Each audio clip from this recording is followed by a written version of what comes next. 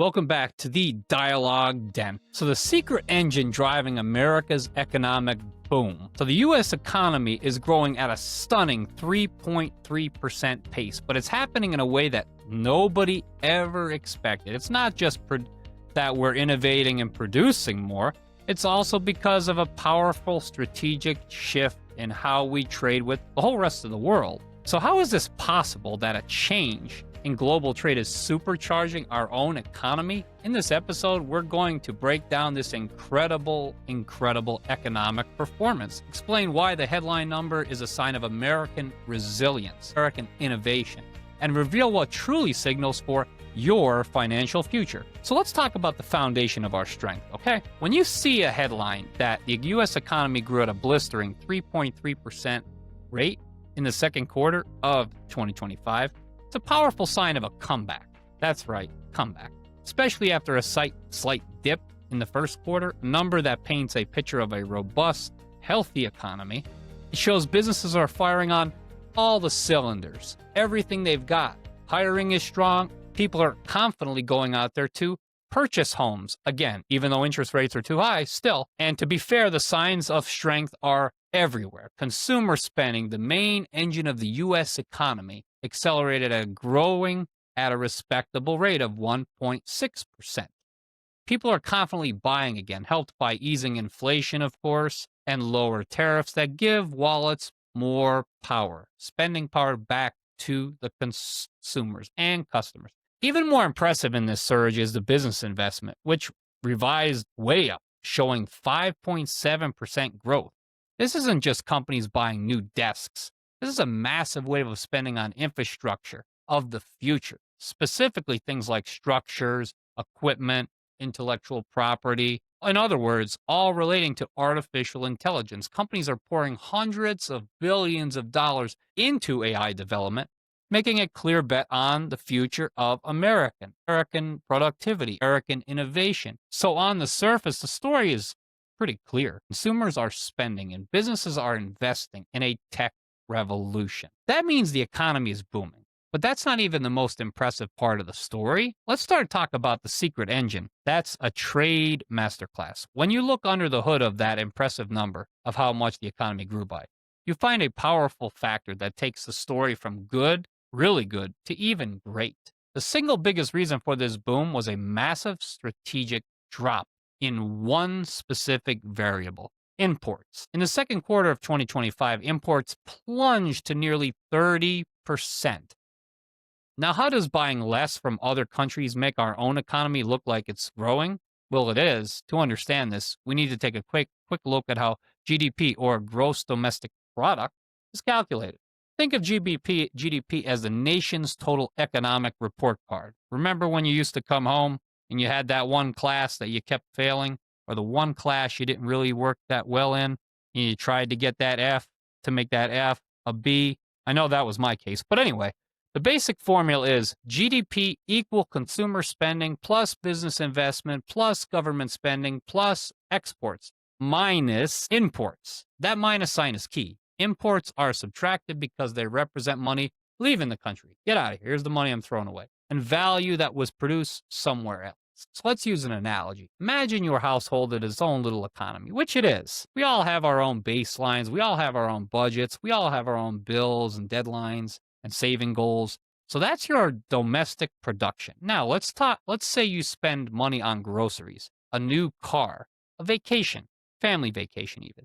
If you buy groceries from a local farmer and a car built from a local factory, that all adds into your household's economic activity.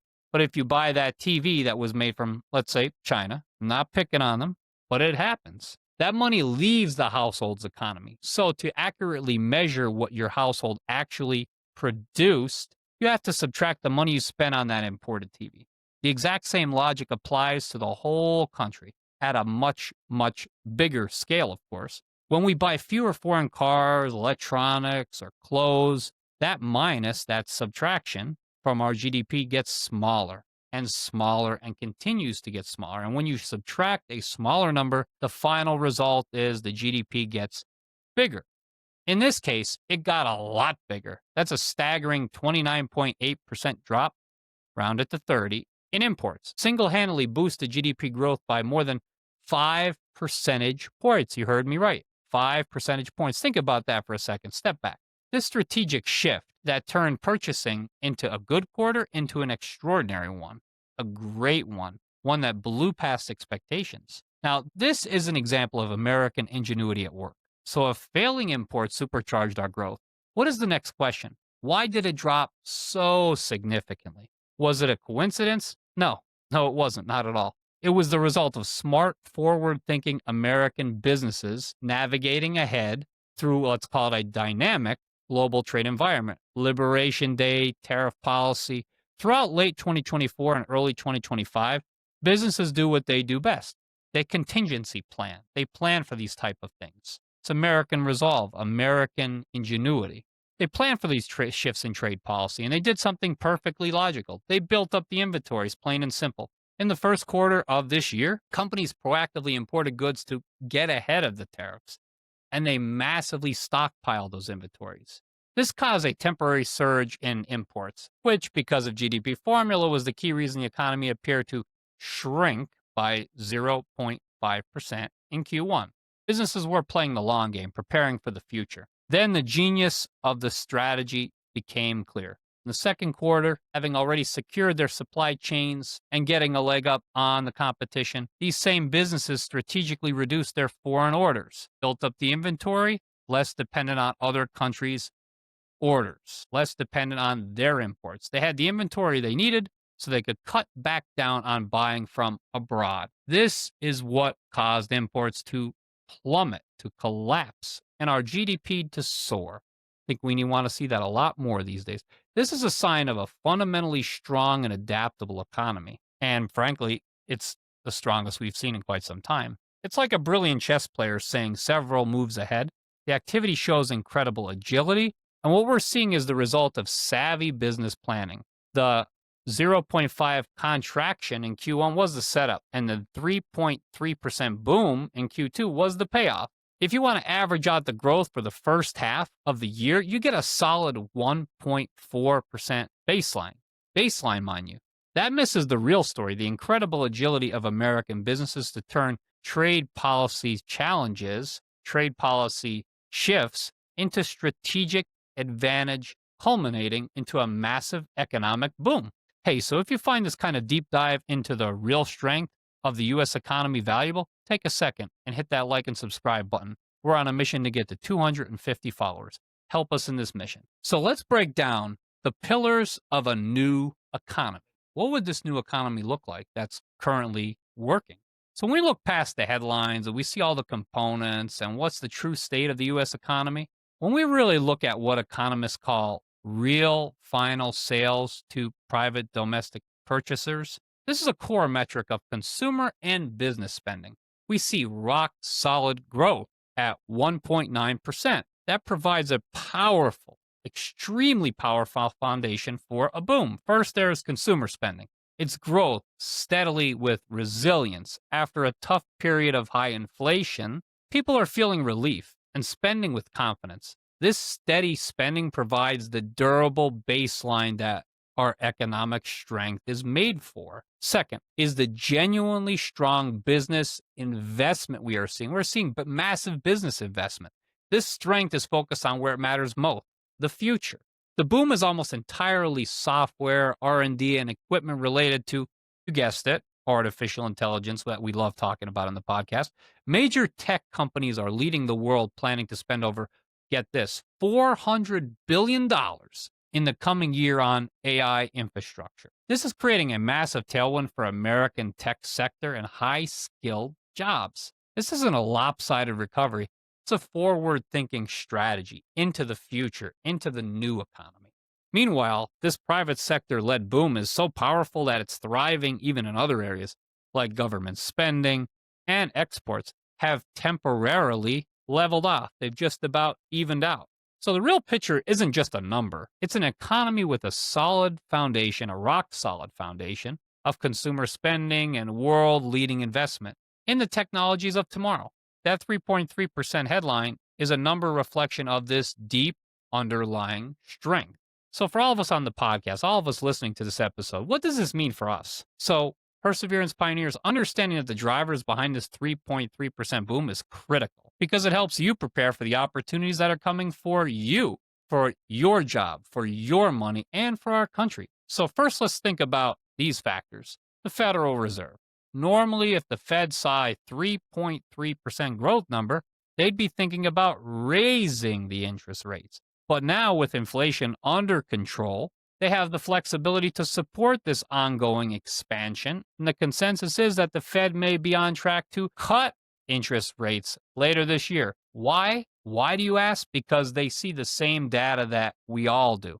They see the inflation has been tamed, and now they have the ability to nurture this sustainable, private sector-led growth. Potential rate cuts aren't a sign of weakness. They're a policy victory lap here. This leads to the outlook for jobs and your financial future, and the AI investment boom is fantastic for engineers and tech professionals creating new waves of high-value American jobs. Who can argue with that? This isn't just a temporary boost, it's the foundation of our future prosperity. The data points to an economy that has proven its resilience and its adaptability, all amazing things. This isn't time for doubt. It's a time for confidence and American ingenuity.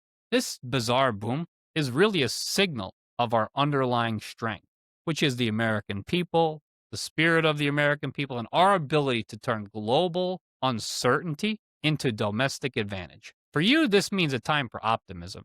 That strong headline number is a green light to look past all the cynical headlines out there and appreciate the real drivers of this economy. It's a time to prepare for a period of sustained growth led by American innovation, not in stories of yesteryear, today, right now. The real story isn't about that number, but why it happened. And that reason points to a very bright road ahead. So the U.S. economy grew at 3.3% in growth. It's not about a number. It's a sign of smart, resilient, and forward-thinking strategies of the economy. It was a payoff from a brilliant strategy where business stockpiled the goods and dynamically shifted their purchasing plans, boosting our domestic growth insanely. Our real economy is firing on all cylinders right now, held up by resilient consumers and a highly concentrated AI-fueled investment fire spree that is building the future, one algorithm at a time, one data center at a time. The fact that the Federal Reserve has basically said that inflation is tamed and is now in a position to nurture this expansion is the ultimate confirmation that the boom is real and we're living through it right now. This powerful economic event serves as an important lesson.